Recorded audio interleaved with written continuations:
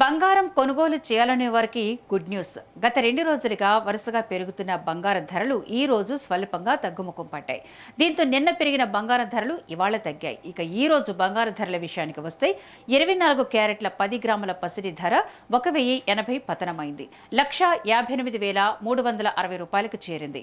22 క్యారెట్ల 10 గ్రాముల gold rate కూడా 990 రూపాయలు తగ్గి 1,40,160 రూపాయలు పలుకుతుంది.